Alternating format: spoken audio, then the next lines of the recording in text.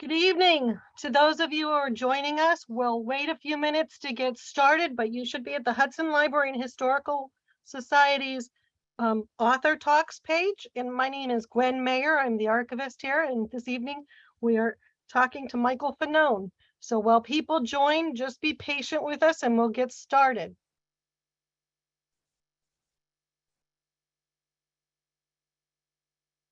Good evening. Tonight's book will be available at the Learned Owl bookshop. I would encourage you all to purchase it or read it here at the library. It's a phenomenal book. Remember to put your questions in the Q&A box. Good evening. While you all join, don't we have beautiful weather this evening? We're waiting for people to come in before we get started.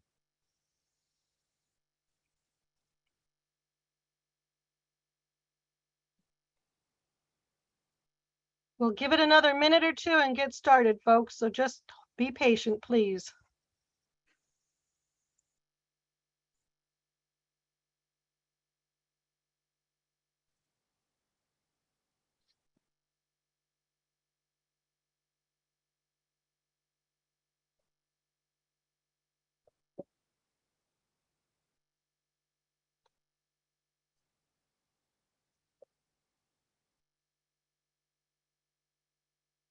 Good evening. While we get started, you have another minute or two.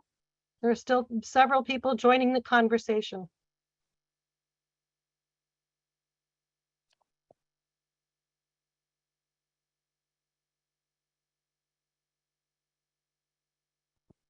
I think we'll go ahead and get started. For you who don't know me, my name is Gwendolyn Mayer, and I'm the archivist here at the Hudson Library and Historical Society. And tonight on our author program, we are joined by Michael Fanone, who is the retired 20-year veteran of the DC Metro Police. He was in the undercover vice and narcotics bureaus, I understand. He has written a book called Hold the Line. Welcome, Michael. You can say hi. Thank you for having me. How's everybody doing tonight? Michael, you entitled your book Hold the Line. My first question for you is, why did you choose that title? I think the obvious answer, I guess, for me was it related to not just my participation in defense of the Capitol on January 6th, and the hundreds of DC Metropolitan Police officers and U.S. Capitol Police officers, as well as surrounding agencies who responded and literally held the line that day against the violent insurrectionists.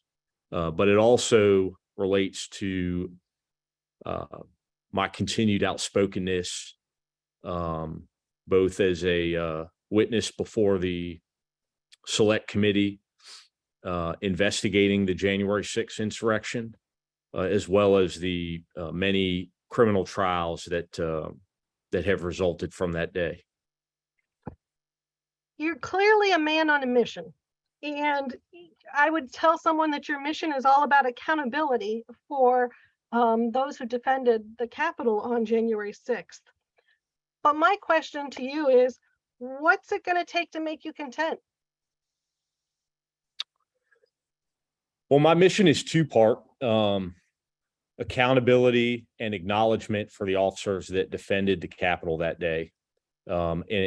Unfortunately, that still has not come for hundreds of DC Metropolitan Police officers and many U.S. Capitol Police officers that fought that day. When it comes to accountability, I am looking for the conclusion of the January 6th investigation. I want to see what the results and recommendations are from that. If there's evidence that individuals broke the law, I want them to be criminally charged, as is appropriate, and tried. And I'll accept the results of those trials. I failed to mention that John Schiffman is your co-author in all of this, and obviously this is your first book.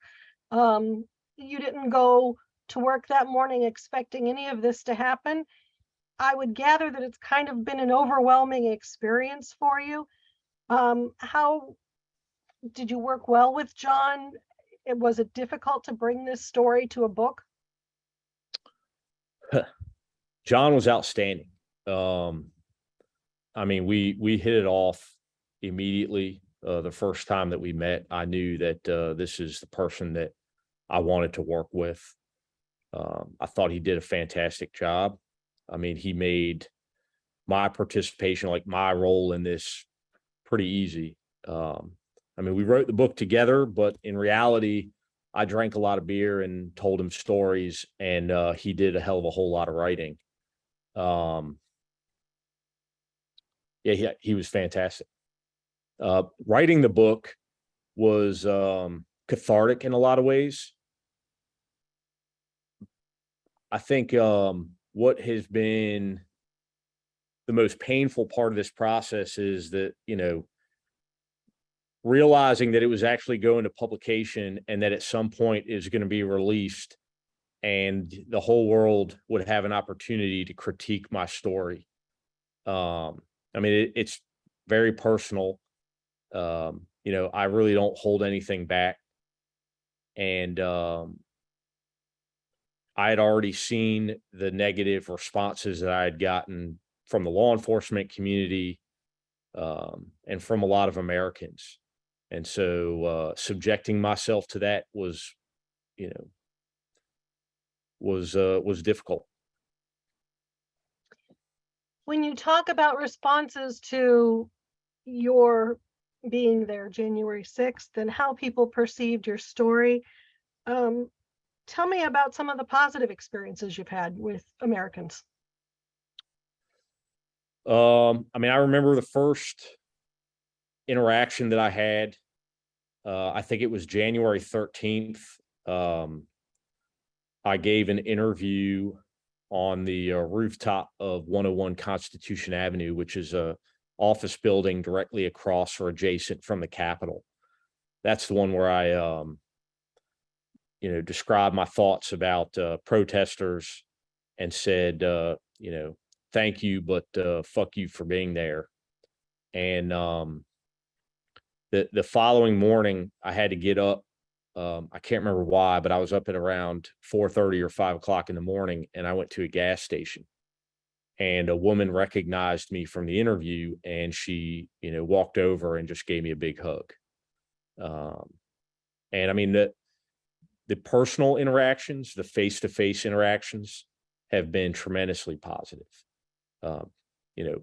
People have been very supportive. Most of the detractors, they pop up in anonymous phone calls and emails, letters, and then on social media. And those people that pop up in anonymous ways that threaten you probably every day, I understand the FBI is now investigating those. In some of the cases, yes, they are investigating. But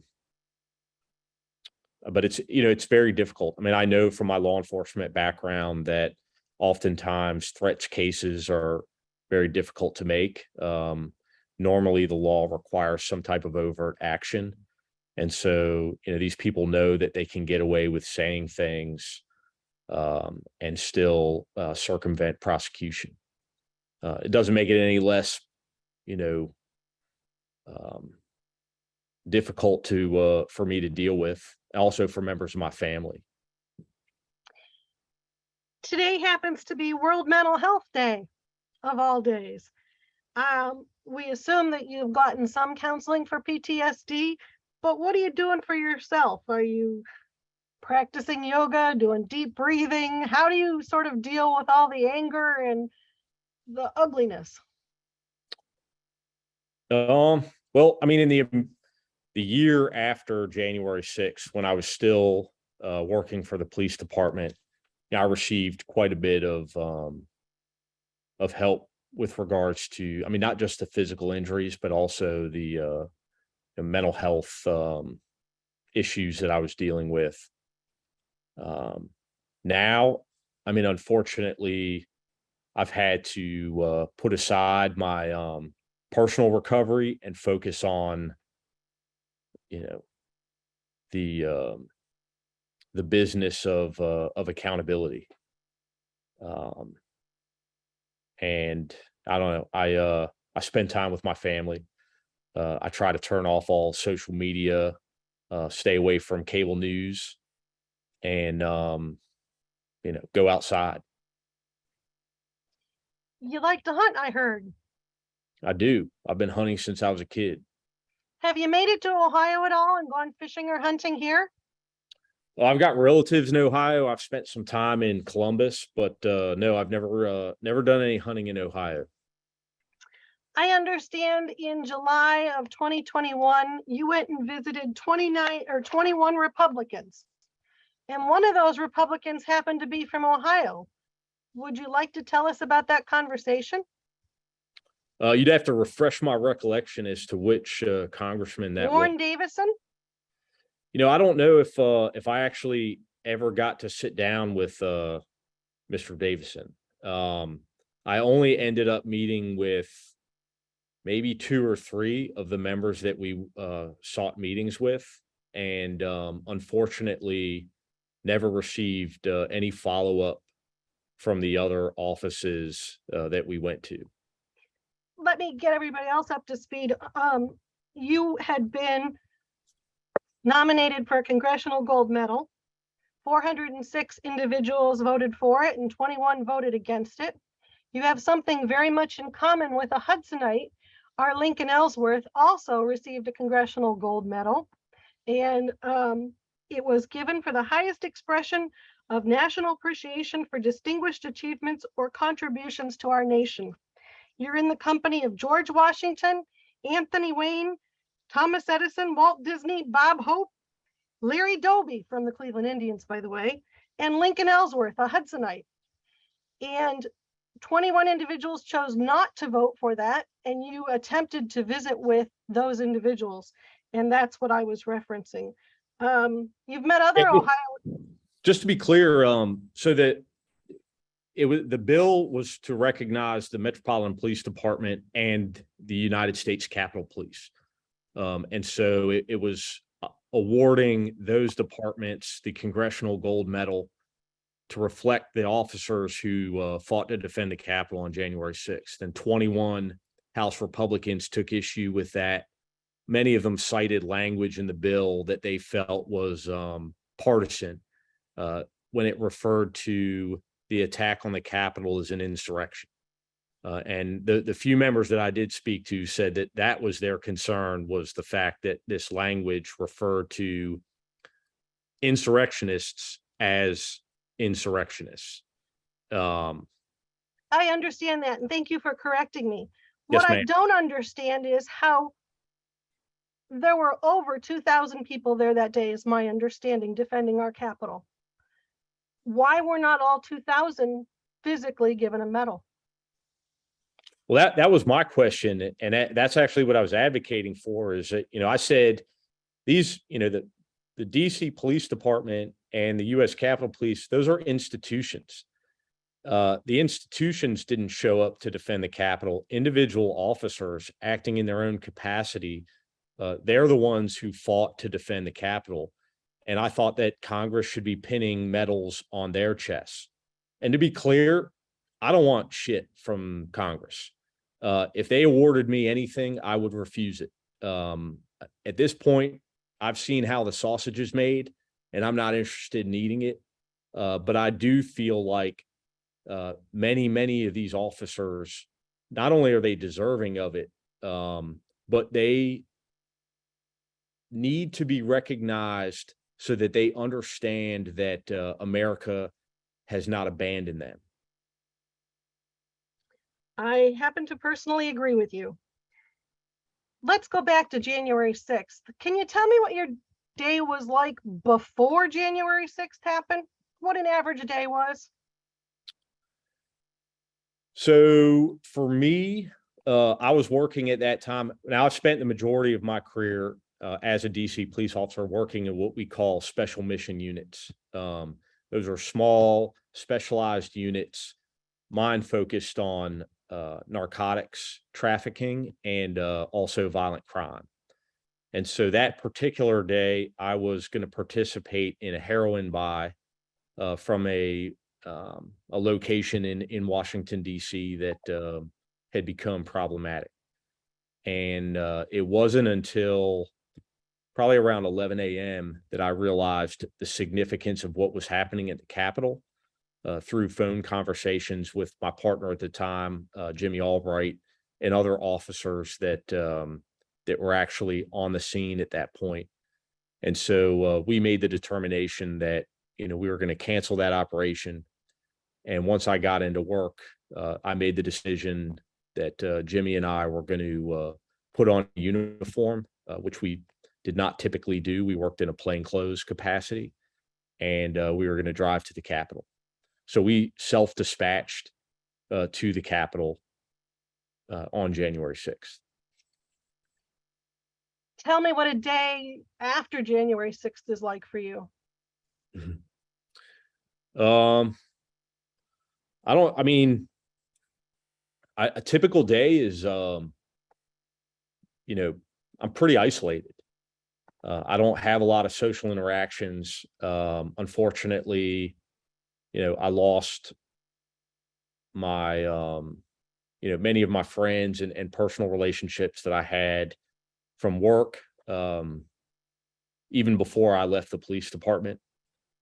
There was a lot of fallout for my outspokenness. People who I think were either jealous of the attention that I was receiving, misunderstood my motivations, or, quite frankly, just disagreed with the fact that I was speaking out against Donald Trump and Republicans who were denying the reality of January 6th. So I spent a lot of time with me and my dog, and the rest of the time I'm with the kids. Sandy asks me about your kids. We know that you have 4 daughters. Are they getting protection? From me. So the threats have not been to your kids too much. I would say that I'm aware of, we haven't received any very specific threats directed at my kids. Other than a few veiled, angry outbursts. But unfortunately, I kind of fall in this, gray areas. I'm not a police officer anymore. I am a witness in, several ongoing criminal investigations regarding individuals that assaulted me on January 6th. But, DOJ doesn't have the resources to provide a protection detail for every single witness that, may be getting threats. And I just don't have the means to pay for my own security. Do you feel that the confidence from the January 6th committee will get to the truth of the day, or do you feel with confidence and will be able to effectively report it to you, your fellow officers, and the rest of the American public? I think that the January 6th committee has done an outstanding job, not only investigating, but also disseminating the information the way that they have and making it palatable to the average American. Whether or not we see any type of moral, ethical, or criminal accountability, I think a lot of that is up to the American people, and the rest of it is up to the Department of Justice. Why do you think America has turned so extreme? I think a lot of it has to do with our politicians. I don't, I'm not that, not smart enough to know, how or why all of these things got started. All I know is what I've observed. And, in the past, I would say like 6 or 7 years, I've seen the rhetoric coming from elected officials and public servants even is becoming more and more extreme. I talk in the book about, how I believe that politicians' job is to facilitate productive conversations between, one group or another. I mean, in the book specifically, I talk about facilitating constructive conversations between law enforcement and the public that we serve. In reality, I see a lot more divisive rhetoric. Donald Trump voiced a blind support for law enforcement, which was not productive. And, we saw a lot of, more left-wing politicians as voicing an adversarial position against law enforcement, which was also not constructive either. Do you think that the debriefing after the event by your superiors was sufficient? Do you think it was fair? I'm not exactly sure which debriefing you're referring to. I mean, as far as I know, the Metropolitan Police Department has not released its after action report, which I find pretty shocking, actually. I mean, here we are almost 2 years out. You'd think that would have been made public. However, it has not, to my knowledge, at least. There were efforts made by our chief, Robert Connie, to his credit, attempts to debrief officers. I think more for a officer wellness perspective, I mean, that was something that I had never experienced as a police officer, which, again, it was much needed, but we needed a hell of a whole lot more than that. Unfortunately, we did it for a very short period of time, and then it stopped. So Sandra wants to know about your physical injuries from the horrific event. Can you just briefly mention them? Sure. So obviously that day, I mean, a lot of you guys, I'm sure, have seen the videos. I was dragged off of a police line out into the crowd. I was beaten with everything from fists to metal objects to, stolen riot shields. But I was also struck numerous times on my neck with a taser device. And as a result of that, I learned that I had suffered a heart attack, and I was later diagnosed with a traumatic brain injury or concussion as a result of the ass kicking of a lifetime. I was very struck about your time in the hospital when I read the book. Can you tell me about a specific shower that you had and your thoughts when you were taking the shower? Yeah, so the hospital stay was pretty surreal. I remember at one point, it was probably 3:00, maybe 4:00 in the morning. And I had still not showered at that point. I could barely get up out of the bed, but when you are drenched in these chemical irritants, which pretty much every officer that fought that day had some level of exposure to, I mean, I was covered in it. CS gas, bear spray, OC spray, and the residual effects from that can last really until you decontaminate or wash yourself of the chemicals. So I was in a little bit of pain. So I finally got myself up and got into the shower, and I remember looking down at the drain as all of this orange crap kind of washed off of me. And I remember thinking, man, it's probably what Donald Trump sees when he takes a shower. Tell me about your friend Leslie. Oh man. So I met Leslie my first year on the job when I was still in patrol. Leslie was a Black transgendered sex worker that frequented the intersection of 4th and L Street in Northwest DC. And at the time, that was part of my my beat. I patrolled a neighborhood called Surfam Corda, and that was kind of like an extension of the Surfam Corda neighborhood or public housing project where I worked at. And she was kind of like the queen of the block. She controlled all the other sex workers, and she would, we had a few pretty casual interactions early on, and she started giving me information.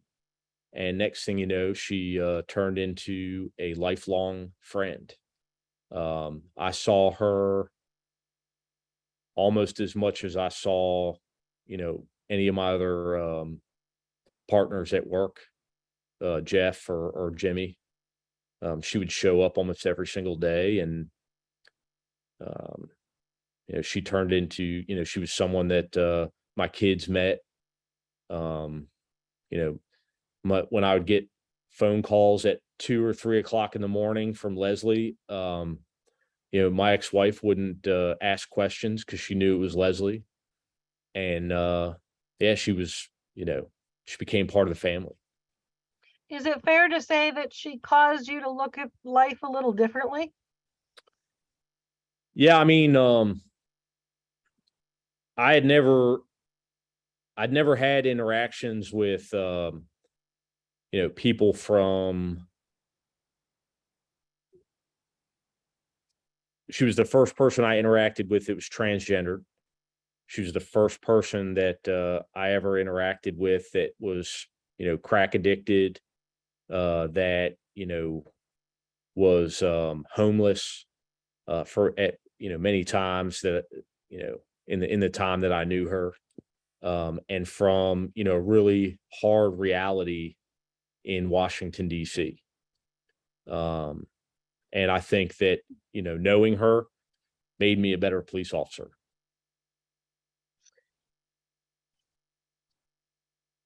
She opened up your eyes to a way of life maybe that you weren't horribly familiar with, I would gather? Oh, absolutely. Yeah, I mean, I was a white kid from the suburbs, so I had never even been to Southeast DC. I had never been on MLK Boulevard. I had never seen, the circumstances in which so many people, are trying to survive.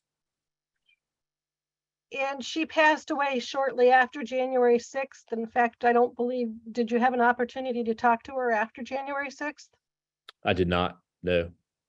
What do you think? We exchanged a couple text messages. And then, I never got to talk to her. Her death was kind of effective upon you then too, when all of this was happening. You kind of went through a really rough time. Yeah. Yeah. I mean, I lost one of my best friends. I lost my career. I almost died. And I think another aspect that a lot of people don't recognize is because of my outspokenness, a lot of officers that were suffering, many as much, if not more than I was, would reach out to me. And, you want to help every single, I wanted to help every cop that reached out. But it certainly became more than I could bear, I think, at some points. And it was, it compounded the anger that I had towards elected officials, guys like, Andrew Clyde or Kevin McCarthy, or any of the people that were either indifferent or denying the reality of January 6th, because I saw it as an affront to my friends. These guys who were suffering in silence, and I just couldn't comprehend the level of indifference the craziness I can almost get. But the indifference, that was more than I could bear. Let's talk about your friends. So you lost more than one after January 6th. I did. But you gained quite a few too, didn't you? I mean, I'd say I gained a lot of supporters. I mean, listen, there's, I'll give you an example. Like, I met Sean Penn, and I'm not a star fucker. Like, I couldn't care less if you're a celebrity or but Sean Penn was incredibly compassionate, and he just turned into a buddy. But Sean Penn lives, in a very different world than I live in, and he literally lives on the other side of the country. So it's like, I lost the people that I saw every single day. I lost the guys that I could call up and say, hey, let's go grab a beer, or the guys whose kids and my kids would play together. And so, yes, I mean, in one way, I've got a lot of supporters and some people I would call friends, but unfortunately, like in my immediate world, I don't. Michael, I asked a bunch of people who they thought you were similar to in history. Mm-hmm. And the most interesting answer I had was somebody told me you were a lot like the Vietnam vets that fought so hard for our country and came home to get kicked in the gut. Have you had other conversations where people compared you to somebody in history? You're actually rather unusual. I do. I have a friend who fought in Vietnam, and he told me that he saw the parallels there, in that he never felt like he was home until they built the wall. And I think in a lot of ways, there are a lot of officers that that showed up on January 6th that don't feel like they're home because they feel as though Democrats, Republicans have abandoned them. And in a lot of ways, Americans are, either politicizing the events of that day, in that they, have sided with Donald Trump, or they're just indifferent to what happened. And I think that's actually more, the greater feeling in America is just a level of indifference. It happened in Washington, D.C. It happened in the Capitol. That's so far away from, where we are. I'm worried about, taxes and gas prices and inflation and all of these other things. And that's just, I'm tired of these politicians, and they deserve everything that they got. And that's, it's a sad state when you see Americans being indifferent to other Americans, especially after, having lived through the American response to 9/11. I mean, that's something that inspired me to become a police officer. And it was also an inspirational time in the country where you saw people come together. I mean, it didn't matter if you were in, Ground Zero in New York City, or if you were in, Southern California. I mean, there was this level of patriotism and appreciation for your fellow Americans. And look how far we've come from that, today. Let's go back to the beginning of the conversation when we talk about the fact that you were writing, you're a man on a mission. You want accountability for those that defended our Capitol, and you want not representation, you want acknowledgement of their service. You didn't write this book to change anybody's mind, did you? No, I mean, I wrote the book because, I mean, in part, I wanted a more substantial platform, or than 47-second TV hits. I mean, I realized pretty early on that, we were never going to be able to have these conversations on cable news. And so I was just looking for a longer format. But I also wanted to not just memorialize my experience from January 6th, but I wanted to memorialize the experience of so many officers. And I also wanted to address, another topic that I think is probably the other theme of the book, which is policing and police reform, and be part of a positive conversation on, how our law enforcement officers relate to the citizens that they serve going forward. Let's talk about that policing a little bit. Isn't there currently a rise in like anti-police sentiment going on? I mean, that's been going on for a number of years. I mean, for me as a police officer, I started to see that to the rise to the extent that it was noticeable. I'd say in the immediate aftermath of the Michael Brown shooting in Ferguson, and it continued pretty steadily all the way up into the summertime protests just prior to the January 6th insurrection. In your book, you lay out some ideas which I thought were really innovative about how to deal with some of this anti-policing sentiment going on. But you really don't want to get your digs in those fights, do you? Now that you're retired from policing, you don't want to be pulled back into discussions about standardization of treatment for police or anything like that, do you? No, I mean, I very much want to be part of that conversation. Do you?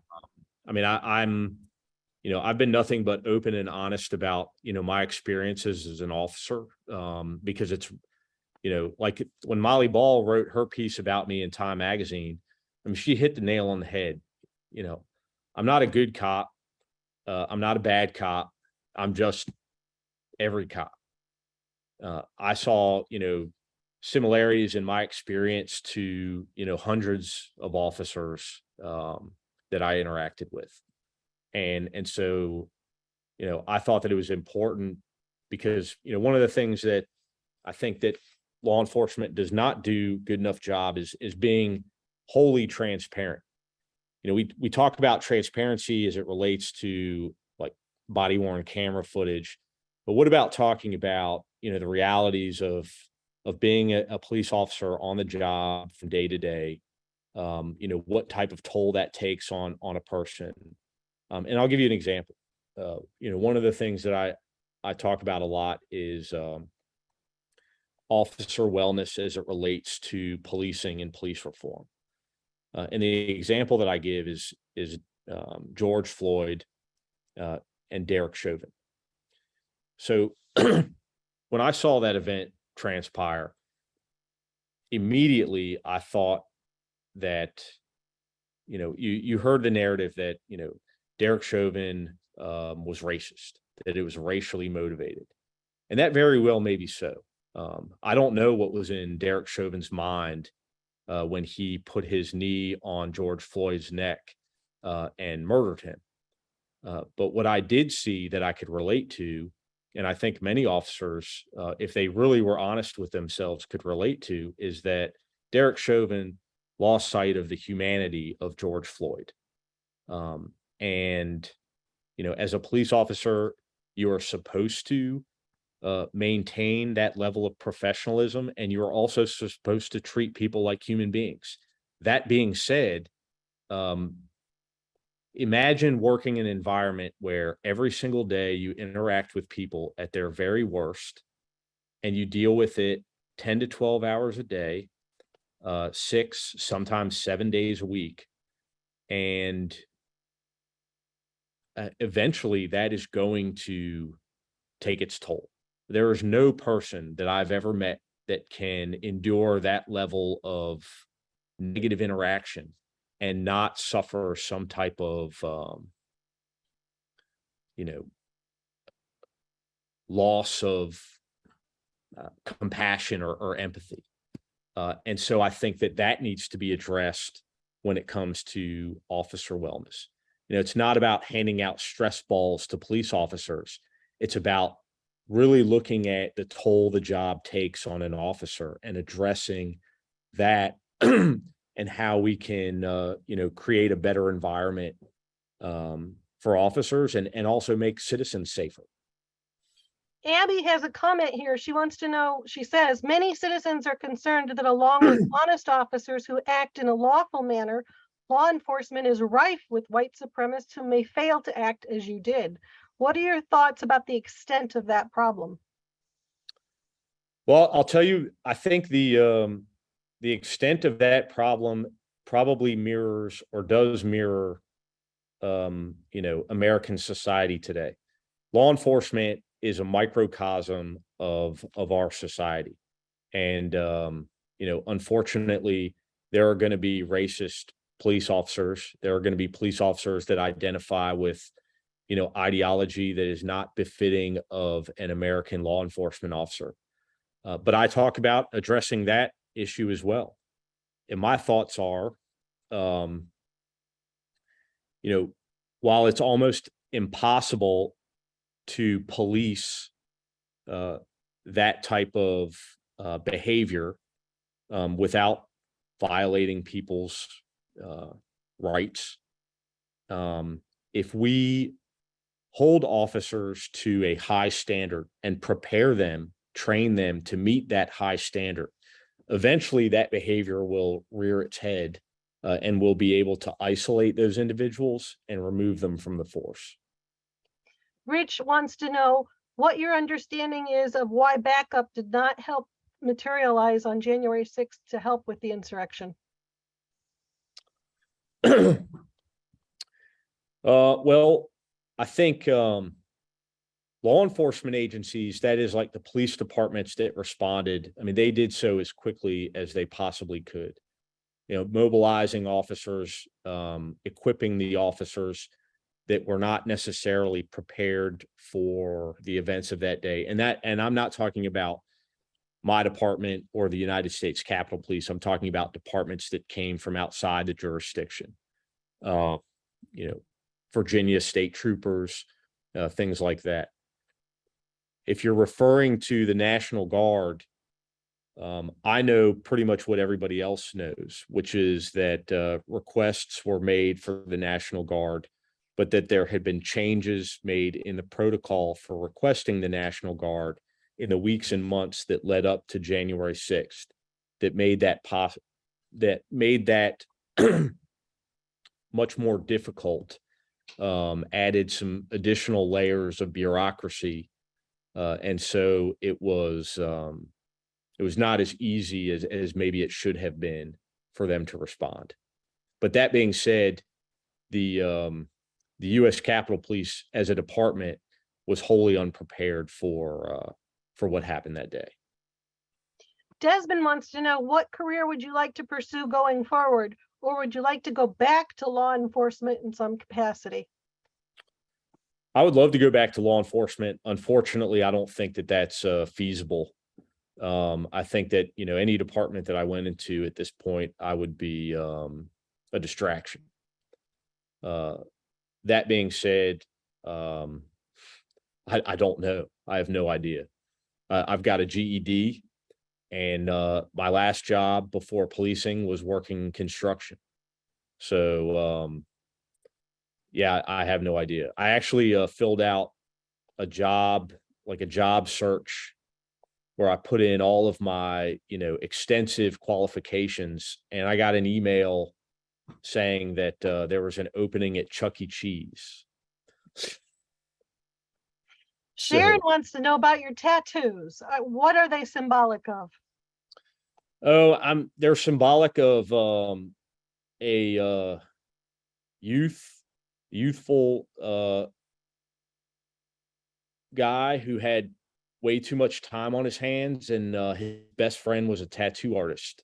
So yeah, there's not a lot of don't read into the conspiracy theories. There's not a lot of deep meaning behind my tattoos.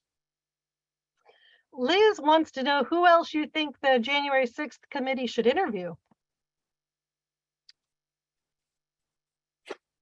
Well, I think probably the most important person that the January 6th committee could interview, aside from Donald Trump, would be Mike Pence.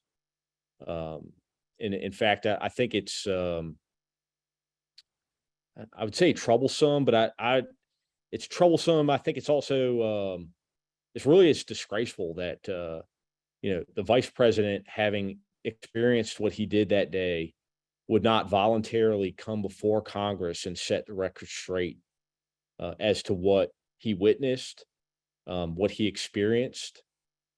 But, unfortunately, like too many, elected members of our government, Mike Pence is a politician, and he's opted to maximize the political gain from that moment and minimizing any political fallout. Melissa wants to know how many marriage proposals you've received, and is it true you said no to Playgirl? Yes, I did say no to Playgirl, despite their denials. And I've only received, I think, 3 proposals, and they were all from people who are currently incarcerated. Rich wants to know, do you see any evidence that the insurrectors have had active sympathizers in the police officers today? Excuse me, in the police officers that day.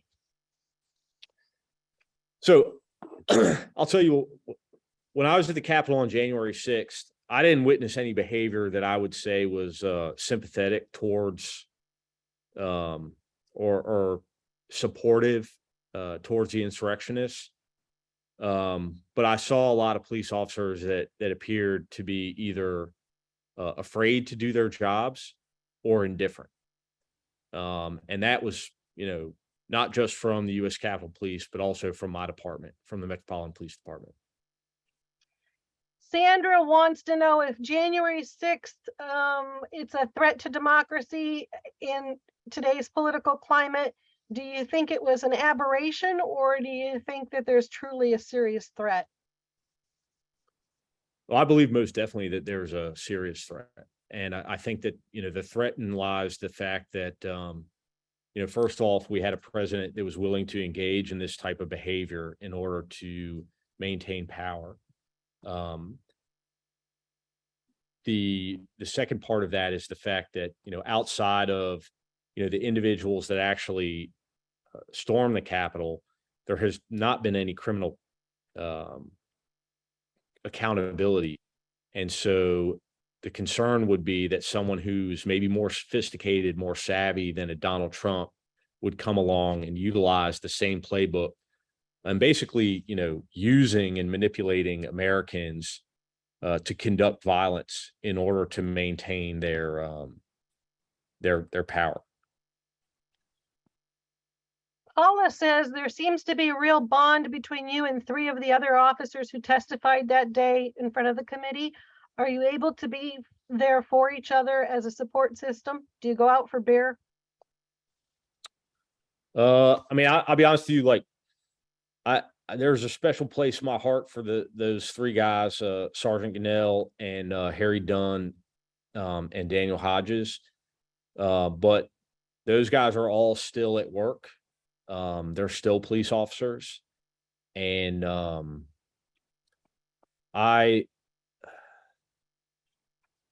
we do talk quite a bit.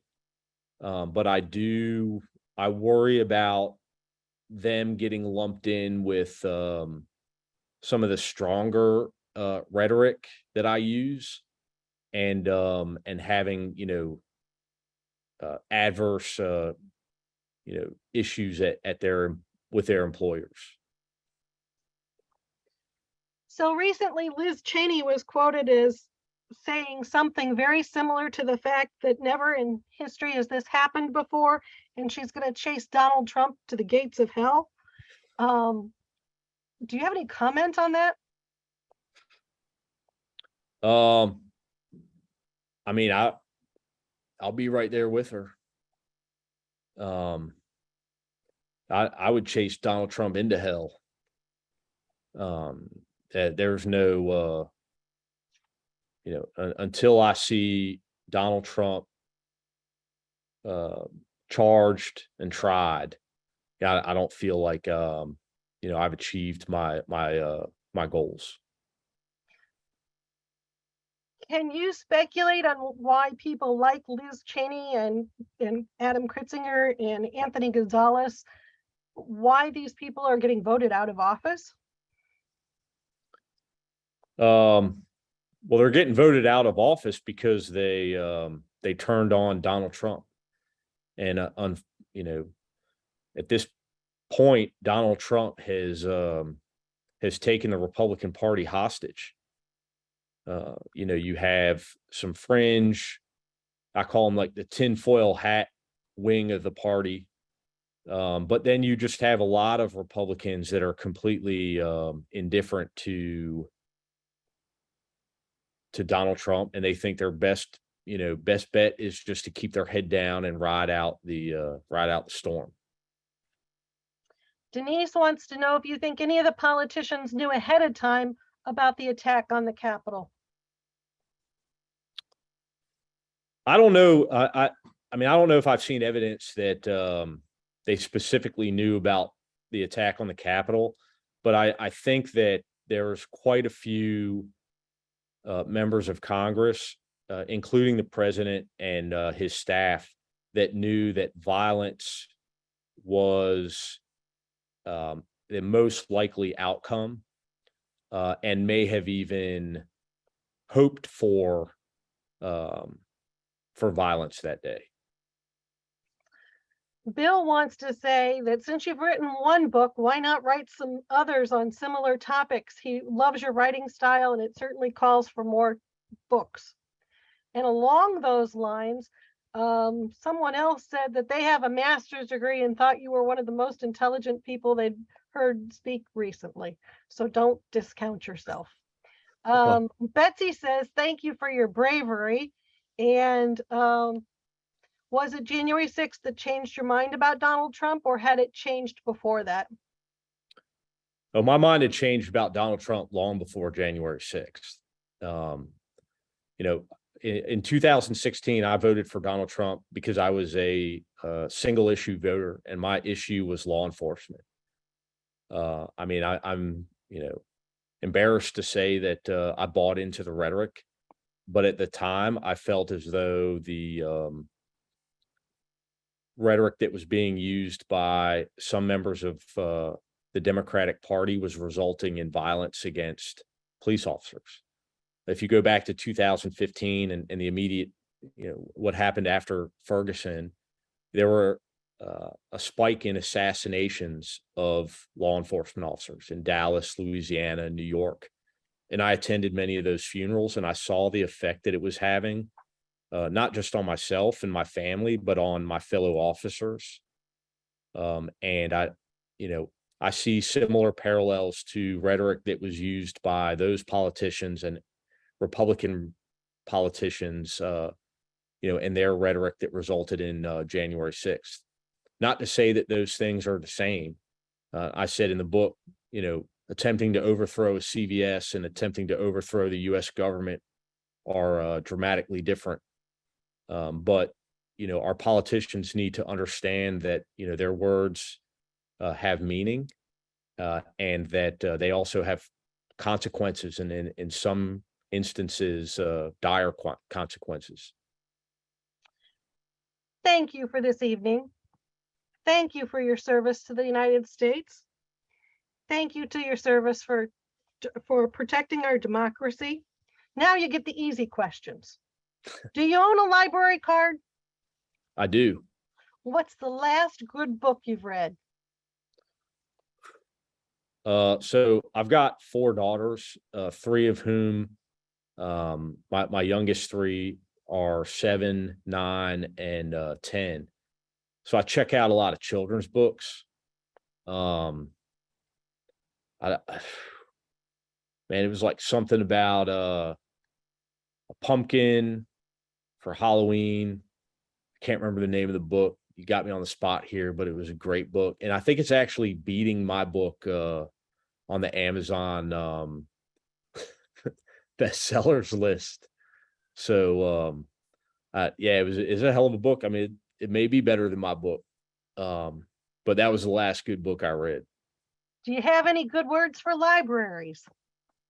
Oh, I mean, I spent the better part of my elementary years in the library. So I went to Alexandria Public Library. My mom would drop me off there, and yeah, I mean, great resource, hell of a whole lot better than TikTok and whatever else my kids are on incessantly. Well, I'll tell you what, when COVID gets a little better, we'll gladly have you to Hudson, Ohio, to this library. Thank you so much for doing this. Thank you for telling the truth. For those of you that don't know, Mr. Fanone is literally going from this interview to Anderson Cooper on AC 360 for the next hour, where he gets grilled even more, right? That's right. And thank you for all you've done. Many Americans want us to say thank you to you. So we wish you the best of luck. Remember, his book is called Hold the Line, and I would tell you it is the best book I have read all year long, folks. And remember, I'm a librarian who reads a lot. So I strongly encourage every American to read this book, Hold the Line by Michael Fanone. And thank you to the one and only. Thanks, Mike. Thank you, ma'am. Have a wonderful Have a good day. night. Thank you.